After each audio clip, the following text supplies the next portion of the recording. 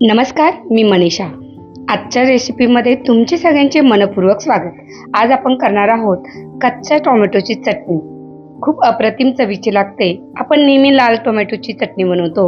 आज आपण बनवणार आहोत हिरव्या टोमॅटोची चटणी आणि ही खायला सुद्धा फार टेस्टी लागते. तर आपण 4 ते 5 टोमॅटो घ्यायचे, स्वच्छ धुवून त्याला बारीक चिरून घ्यायचे. तर मी टोमॅटो चिरून घेतले. त्यानंतर आपल्याला याला 4 ते 5 कांदे लागणार आहे. ते सुद्धा बारीक चौकोनी आकारामध्ये कापून घ्यायचे.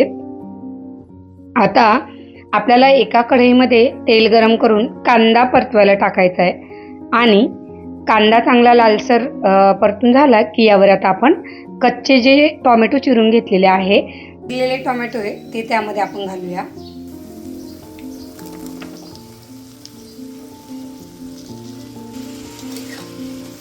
कांदा आणि टोमॅटो चांगलं शिजून घ्यायचे. यामध्ये थोडंसं चवीपुरतं आपण मीठ घालूया आणि हे चांगलं शिजून झालं की नंतर आपल्याला यामध्ये मसाले घालायचे. थोडंसं आपल्याला याला शिजून घ्यायचे. चवीपुरतं मीठ घातलंय. मीठ मिक्स करून घ्यायचे.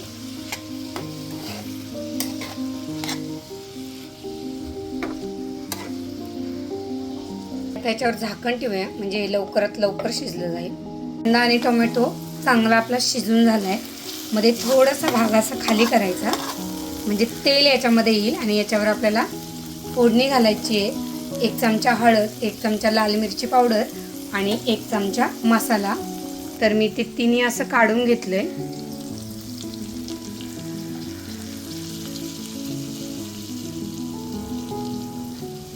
आणि आता याला चांगलं मिक्स करून घेऊया आपण.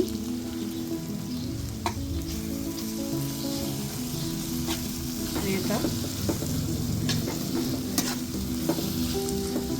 चांगलं हलवून घेऊया. तुम्ही यामध्ये गूळ किंवा मग 1 चमचाशी साखर घालायची आहे. आणि आता ती साखर सुद्धा छान आता मी सगळीकडे घातलेली ती मिक्स करून घ्यायची आपल्याला. आपल्याला थोडा शेंगदाण्याचा कूट घालायचा आहे. करून घेतल्यावर यामध्ये मी थोडीशी मूग डाळ भिजत घातली होती ती अशी मध्ये ठेवायची आणि त्यावर असं चटणीचं आवरण करून ती सुद्धा आपल्याला शिजून घ्यायची चांगली. त्याच्यावर आपण चटणी शिजून दिलेली आहे आणि पाहू शकता तिला छान तेल सुटले म्हणजे आपली चटणी मस्त तयार झालेली आहे.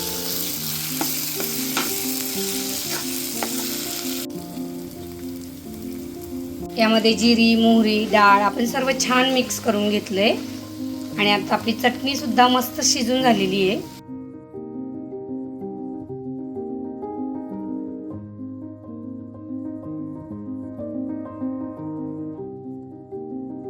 4-5 मिनिटं अशीच तिला चांगली परतून घ्यायची म्हणजे टेस्ट खूप छान लागते त्याची. चटणी आपली शिजून तयार झालेली आहे. आता यावर वरून हिरवीगार कोथिंबीर घालून घेऊया. आता यावर भरपूर कोथिंबीर घालायची आणि ती छान मिक्स करून घ्यायची.